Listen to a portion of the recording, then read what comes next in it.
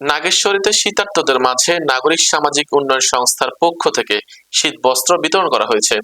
এ বিষয়ে থাকছে মোহাম্মদ রফিকুল ইসলামের প্রতিবেদনে।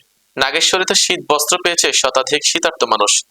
বৃহস্পতিবার পৌরসভার সুখাতি বহুমুখী উচ্চ বিদ্যালয় নিকেতনে নাগরিক সামাজিক উন্নয়ন সংস্থার উদ্যোগে এই শীত বস্ত্র বিতরণ করা হয়।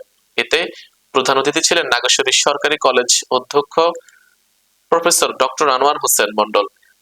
অন্যান্যদের মধ্যে উপস্থিত ছিলেন প্রেস ক্লাব সভাপতি রফিকুল ইসলাম, সোনালী ব্যাংক ব্যবস্থাপক এরশাদুল হক, প্রভাষক আসাদুজ্জামান, প্রভাষক আমিনুল ইসলাম, ভারপ্রাপ্ত প্রধান শিক্ষক শাহজাহান আলী, সংগঠনটির সাধারণ সম্পাদক ও নির্বাহী পরিচালক কৃত্তিকা চরণ সেন, সংবাদকর্মী শফিকুল ইসলাম শফি, নুরুজ্জামান, হাফিজুর রহমান, লতিফুর রহমান, লিঙ্কন সহ আরো অনেকে উপস্থিত ছিলেন। মনে হচ্ছে না এই যে এগুলা সব